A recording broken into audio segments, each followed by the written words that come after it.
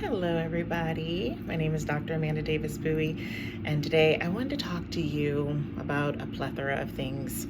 It's a conglomeration of things because I recently went to go see the Barbie movie with my mother and one of my daughters, and a good friend of mine and her son, and really enjoyed the movie. I thought it was funny, but more so, I enjoyed the depth of it. The movie covered so many different topics. Like, they talked about the objectification of women, there were gender roles, the unattainability of perfection, consumerism, the unpredictability of change was a good one, the power of choice, death, you name it, and even just the complexity of human emotion. There were so many different topics that were discussed, but there were two things that really stood out to me that I was like, you know what, we need to talk about that. And the first was the monologue that was done that discussed the cognitive dissonance that's required to be a woman. And I think there's cognitive dissonance that's just required to be a human being overall.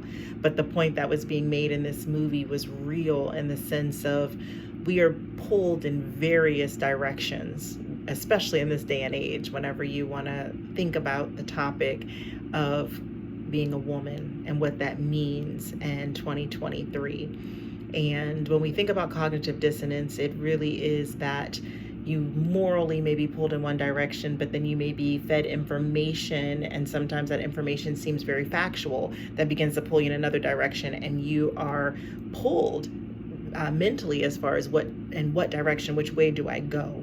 And having you have to make a decision on where you want to move when it comes to what you want to believe in. So there's a great dissonance that occurs. Another thing that really stood out to me was the inherent sacrifice and selflessness that was discussed in numerous ways when it comes to motherhood. And there was a quote at the end that Ruth said, and she spoke about, as mothers, we are called to stand still. We defer our dreams or put them aside for a little while in hopes that our daughters will be able to realize their own. And that struck me because it made me think of the relationship that I have with my mother and also the relationship that I have with my daughters. And I'm going to disagree with the standing still part. I feel like we can't afford to stand still. I think that we have to be able to move forward so that we can show our daughters the power that lives within them, for them to be able to move forward. We can't afford to sacrifice our dreams always in order to make space for theirs. My argument to that is, why can't we have both? Why can't we make our dreams come true and show our girls how possible it is for them to be able to do whatever is necessary to make their dreams come true? I want them to be able to look back and see where they've come from and what has had to happen in order for them to be in a privileged position to do what they want to do and make their dreams come true. But that's why I want them to be able to know of their grandmother's story and their great-grandmother's story and then my story. So they'll always be able to look back, but when they're looking back and reviewing our stories, I want them to be able to see we did what was necessary. We worked hard, we studied hard, we did sacrifice in some capacities in order to realize our dreams or make our dreams a reality, so to speak.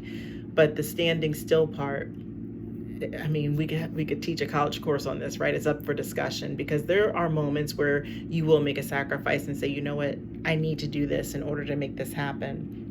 But whenever I think about it overall, I don't know if I like the way that speaks to us making the ultimate sacrifice of our own dreams so that our daughters' dreams can come to fruition. I don't know if that's necessary. So it's just something to think about. We want our children to be happy. We want our children to find fulfillment in life. And we don't want them to have the same struggles that we did. But that's one of the reasons why we're pushing so hard to make dreams not only come to fruition, but to create a path for them to be able to walk through with a little less obstruction than what we have faced as parents. So our daughters are beautiful women, and we want to set them up to have the best life possible. But it's going to be hard for us to do that if we're standing still. So I encourage you to continue to move forward. All right. Be curious to hear your thoughts. Bye-bye.